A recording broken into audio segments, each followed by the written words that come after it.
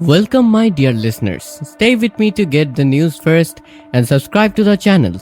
Let's find out what's going to happen on Royal Family. William takes Harry out of the profits. The Sussex title is taken away in a Melbourne meltdown. The royal family has always known one harsh truth. When money, titles, and public image start to pull in different directions, the whole system starts to break down. In this made-up royal drama, that creak turns into a full-blown collapse. William makes his move. Instead, Harry loses out on opted business for a more profits. private The Sussex celebration, name a is move seen as a understood to have liability been made with the instead of a king's full brand. awareness. And people in Melbourne are said to react right away. And in a very bad way. It's not just the money that makes the story so explosive. It's what the money stands for. Harry and Meghan have lived in a strange place between loyalty and business for years. They stopped doing official royal duties in 2020, but they still had their titles and the public was still interested in them. The royal family's own website still calls them the Duke and Duchess of Sussex. This has kept them in the royal story even though their jobs have changed a lot. That tension between power and freedom has always made them open to the accusations that they want the prestige without the limits. William has decided that the time has come to draw a hard line in this made-up story. No more fuzzy lines, no more using the family name in ways that seem to help one part of the family while making another part angry. If Harry wants to start a new life, William wants to make money on his own. If the Sussex identity is going to be used for business, then the heir to the throne is no longer willing to let the crown's goodwill be treated like an open account. That is the emotional reason for the move. In royal life, emotional logic is often more important than public explanation. The first shock comes when the message is sent in a cold, clear way. Harry's name is no longer part of the deal. The second shock is even worse. The Sussex title, which has followed Harry and Meghan through every change, is now seen as a problem instead of a guarantee. In this made-up story, the title that used to make them look like royalty now feels like a fuse that is about to blow. The palace explodes because everyone knows what this means. If the title is taken away, or even just taken away in practice, the family is no longer pretending that the old deal can last. The monarchy is saying as clearly as it can that it doesn't want the Sussex identity to be used to make money, while the rest of the family has to deal with the bad publicity. That's why William's move is so hard. It doesn't want to be seen as a royal who reacts. He likes strategy better than show. But when he thinks a line has been crossed, his answer can be as hard as steel under velvet. William has had enough of giving the Sussex operation the benefit of the doubt in this made-up story. He wants things to be clear and separate, and he wants the constant uncertainty that has made every business deal feel like an extension of family drama to stop. Of course, Harry goes through it in a different way. The blow isn't just financial for him, it's personal, and maybe even more painful. It's a symbol. The Sussex name is one of the few royal connections that still has in public life. It connects the world he left behind with the life he made. If you see that bridge getting weaker or pulled apart by the future king, it means that the royal family may no longer be willing to put up with even the appearance of shared benefit. That is something that is hard for everyone to deal with.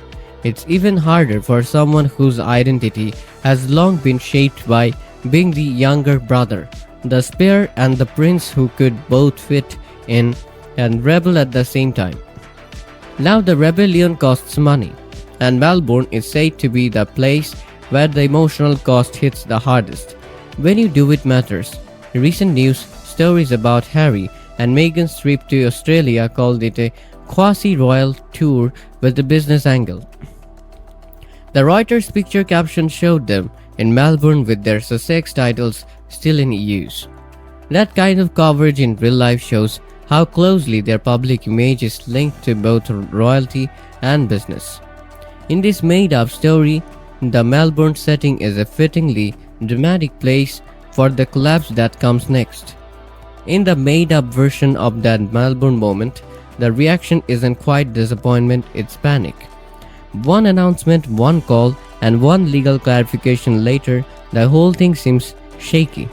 The air gets cold, people want to know who knew what, who signed what, and if the Sussex name can still be used the same way, if the business reasons for using it have changed. This is when the autumn starts. Not a literal collapse, but the kind that royal stories love the most, a loss of faith, momentum, and the belief that the arrangement will ever work.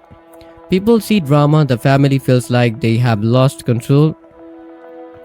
People who know the couple see a brand suddenly revealed to be very dependent on the very institution it tried to leave. That is the most brutal part, because titles aren't just decorations in the royal world. They are tools. The royal family's official page says that Queen Elizabeth II gave the Duke and Duchess of Sussex their titles on the day they got married. Harry's official titles are Duke of Sussex, Earl of Dumbarton, and Baron Kilkeel. That official record is important because it makes a simple point: the Sussex name is not theirs to change at will, even if it has become a big part of who they are in public. So when William's move is portrayed in this made-up story as a ban on making money, it is really a ban on confusion. No more royalty as a brand that doesn't have to do anything. No more fame without the responsibilities that come with the family name. No more letting the most marketable parts of the royal connection act like they aren't connected to the monarchy. Of course, Harry doesn't see it that way. He sees revenge. He sees power. He sees the old power structure closing ranks in a way that confirms all of his fears about being left out. In the story, he is angry not because the choice is unexpected, but because it seems like it will happen.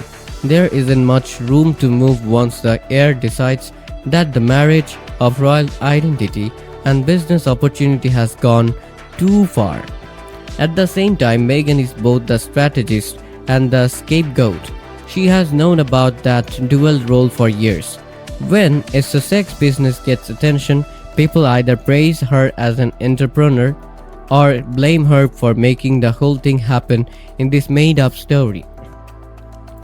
She is said to be fighting the hardest in Melbourne because she's angry that the Sussex family is once again making the name a public battleground. The problem isn't just money for her, it is possession. Who has the right to say what the Sussex title means? Who gets to choose if it is a piece of history or a product?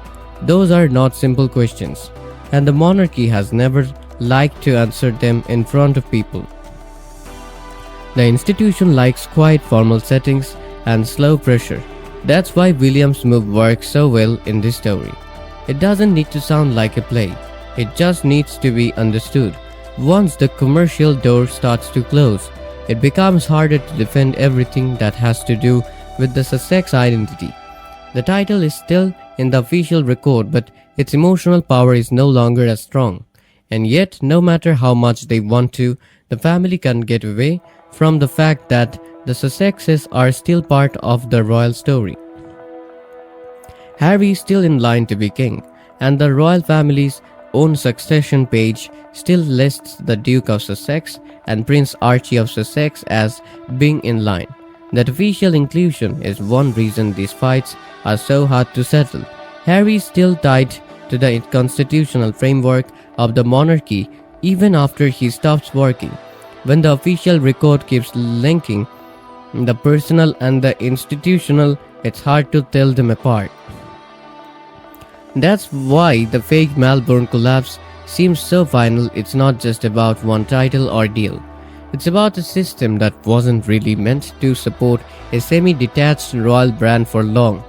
The monarchy can handle being far away, it can handle criticism, It can even handle being independent in business. It has a hard time handling the combination of all three wrapped up in a title that still has the old family cachet. So, William's move is more than just a punishment for the present. It's also a statement about the future. He is telling the Sussexes and maybe the public that the next era of monarchy won't be based on a loose, negotiable relationship with family members who aren't part of the core. The line between public service and private profit will be thinner, cleaner, and much less forgiving. That is what the decision means. Even if no one says it that clearly, Harry can see how humiliating it is. Meghan is even more upset than before. William's move is about having power. Survival is the palace's main goal. And in this made-up story, Melbourne becomes the palace where everything falls apart because it was always a fragile compromise dressed up as a modern solution. The real shock is not that the Sussex story has gone wrong. The royal family may have finally stopped pretending that things could go back to the way they used to. And when that act is over, titles stop feeling like gifts and start feeling like war zones. And this is where the story stops being about money and starts becoming about identity that can't be shared anymore. Because if Prince William really draws that line, then this isn't a family disagreement. It's a full reset of what royalty is allowed to be in the modern world. In my opinion, this isn't William taking something away. It's him protecting the future version of the crown. Even if that means breaking what's left of the past. But here's the part that cuts deeper. For Prince Harry, this isn't just about losing profits. It's about losing the last bridge that connects his old life to his new one. And once that bridge weakens, there is no easy way back. Not publicly, not emotionally, not even symbolically. And Meghan Markle, standing in the middle of that storm, she's not just defending a brand. She's fighting for control over what their story means going forward. So now the real question becomes, can the Sussex identity survive without the crown's quiet support behind it? Or does it slowly lose power the moment the palace stops playing along? Because let's be honest, once the public starts seeing a title as a restriction instead of an advantage, everything changes. And here's my prediction.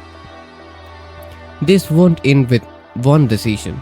It will turn into a long, quiet separation where both sides rebuild, but never fully reconnect the way they once could. And the most uncomfortable truth, neither side may win. They will just move farther apart until the connection feels like history instead of family. So keep watching closely, because this isn't just a fallout, it's a transformation. And the next chapter of this story won't be about who had the power, but who learns to live without it.